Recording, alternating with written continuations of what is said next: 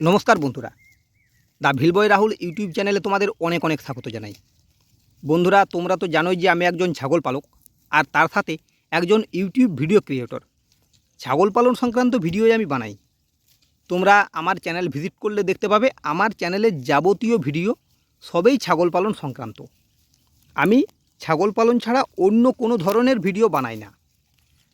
আমি নিজে এই কাজটা করি আর এই বিষয়টা নিয়ে আমি সবথেকে বেশি জানি, তাই এই বিষয়টা নিয়ে ভিডিও বানাতে আমার সবথেকে বেশি ভালো লাগে।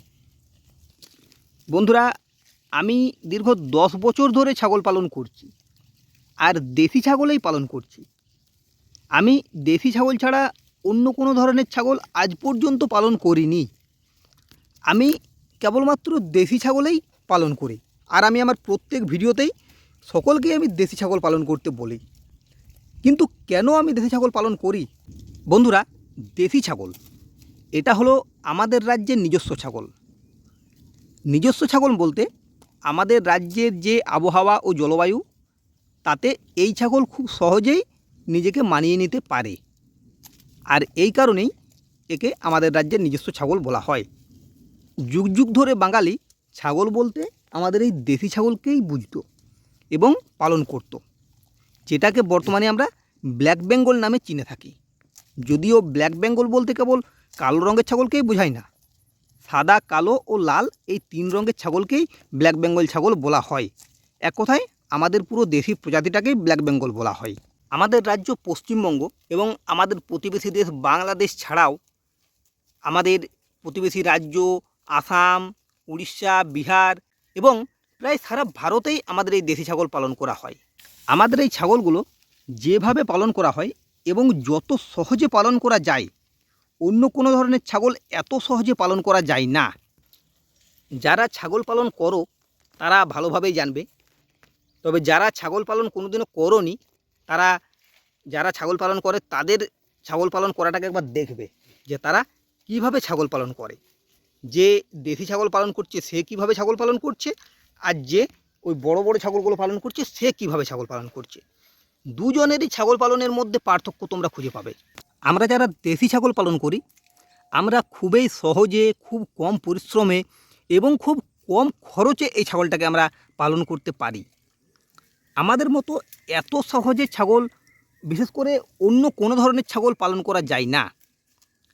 আমরা যেভাবে ছাগল পালন করি এবং পুরো পালনটাই আমাদের সম্পূর্ণ জিরো খরচে বলা চলে। তোমরা আমার ভিডিওগুলো দেখলেই বুঝতে পারবে আমি মাঠে ঘাটে ছাগল চড়াই। আমি বাড়িতে সাধারণত সেরকম কোনো খাবার আমি ছাগলকে দিই না। তোমরা দেখবে আমি মাঠে ছাগল চড়াচ্ছি। কিভাবে ছাগল চড়াচ্ছি? আমার ছাগল জলে কাদাতে ঘুরে ঘুরে চড়ে, আমার ছাগল বিভিন্ন ঝোপ জঙ্গলের মধ্যে চড়ে বেড়ায় এবং ফাঁকা ডাঙ্গা জমিতেও আমার ছাগল চড়ে বেড়ায়। আমার ছাগল যা পায় তাই খায়, যে কোনো খাবার আমার ছাগল খায় এবং আমার ছাগল সম্পূর্ণ তাদের খাবারটা মাঠের থেকেই জোগাড় করে। তাছাড়া আমি যেহেতু দেশি ছাগল পালন করছি, আমার এই দেশি ছাগলের রোগ জ্বালা খুবই কম। আমাকে সেইভাবে ডাক্তার ওষুধের ব্যবস্থা করতে হয় না। হ্যাঁ, রোগ জ্বালা নেই ঠিকই, তবে ভ্যাকসিন কিন্তু আমার ছাগলকে আমি করাই এবং এটা প্রত্যেকেরই করা উচিত, যাতে রোগ জ্বালা সেইভাবে তোমার ছাগলের খামারে আসতে না পারে। এবং প্রতি মাসে আমি নিয়ম করে ছাগলগুলোকে কৃমির ওষুধ দিই, কারণ এই দুটো একান্তই দরকারি। এই দুটোর জন্য আমাকে সেইভাবে খরচ করতে হয় না। আমি আমার প্রায় ভিডিওতেই বলেছি যে আমাদের যে ব্লক প্রাণী স্বাস্থ্য কেন্দ্র আছে সেখান থেকেই সমস্ত ওষুধ ভ্যাকসিন আমি ফ্রিতে পাই। তাই এইসব ওষুধ ভ্যাকসিনের জন্য আমাকে সেইভাবে কোনো খরচ করতে হয় না। তাছাড়া যেহেতু আমার ছাগল মাঠে চড়ে বেড়াচ্ছে, আমি কোনো খাবার দিচ্ছি না। আমার ছাগল মাঠে ঘাস, বিভিন্ন লতা গাছ, বিভিন্ন গাছের পাতা এই সকলেই খায়। এর ফলে তাদের শরীরের যে ভিটামিন, পুষ্টি এইসবের যে ঘাটতিগুলো সেগুলো কিন্তু মাঠের থেকেই পূরণ হয়ে যায়। আমি ছাগলের জন্য সেভাবে কোনো ভালো রকম ঘরও করিনি। আমার একটা ভিডিওতে দেওয়া আছে, যদিও ভিডিওটা অনেক পুরনো ভিডিও, তোমরা দেখলে বুঝতে পারবে যে আমার ভিডিওতে ছাগলের যে ঘরটা আছে সেটা কীরকম। মানে একটা সামান্য ছোট ঘর, সেই ঘরটাতেই আমি ছাগলগুলো রাত্রিবেলাতে কেবল রাখি এবং বাকি সারা দিন আমার ছাগলগুলো বাইরে থাকে। বাইরে মানে মাঠে ছেড়ে দিই না, আমার ছাগলগুলো বাড়ির মধ্যে উঠোনের মধ্যেই থাকে। হ্যাঁ, তবে আমি ছাগলগুলোকে যখন মাঠে চরাতে নিয়ে আসি আমার ছাগলের সাথে সাথে আমি থাকি, কারণ বাইরে যেহেতু বিভিন্ন জন্তু জানোয়ার থাকে, তারা ছাগলের ক্ষতি করে দিতে পারে, তাই আমি তাদের সাথে সাথে থাকি যাতে সেরকমভাবে আমার ছাগলের ক্ষতি না হয়ে যায়।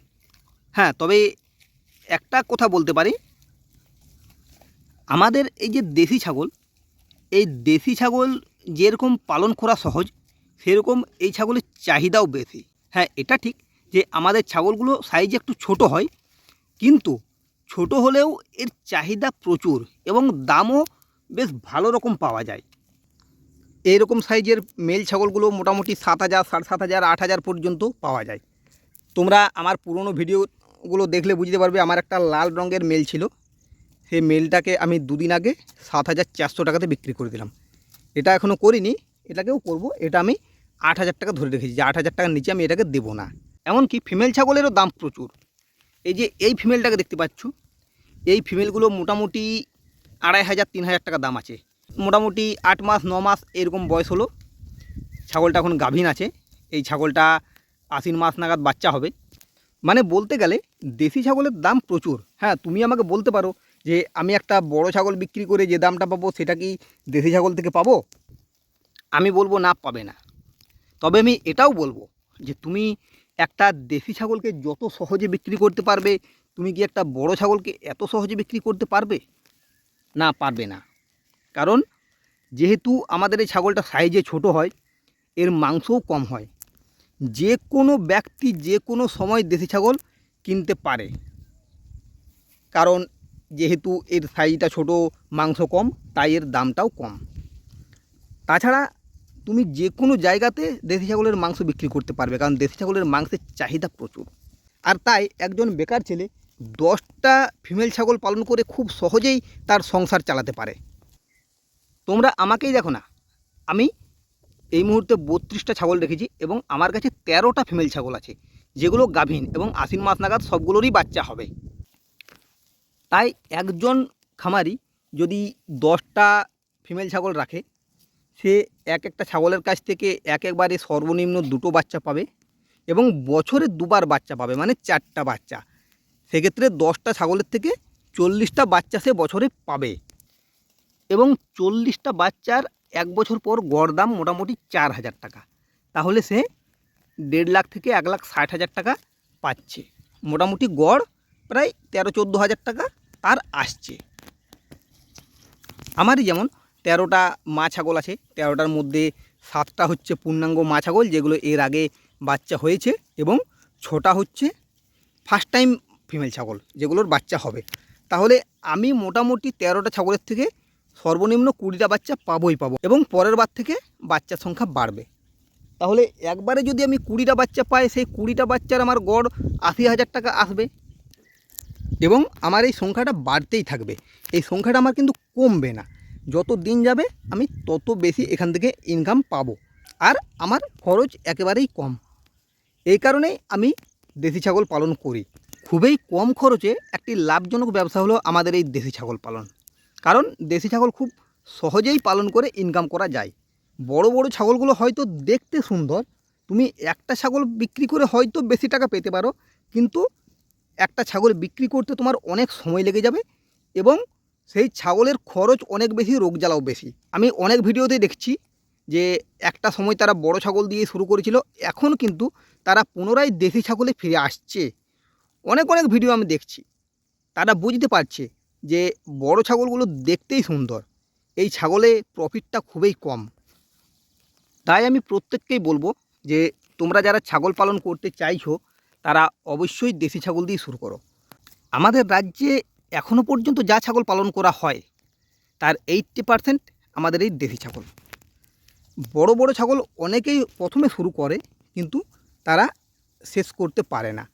আর যত ছাগলের খামার বন্ধ হচ্ছে তার বেশিরভাগটাই দেখবে সেই সব বড় বড় ছাগলগুলো বন্ধ হচ্ছে।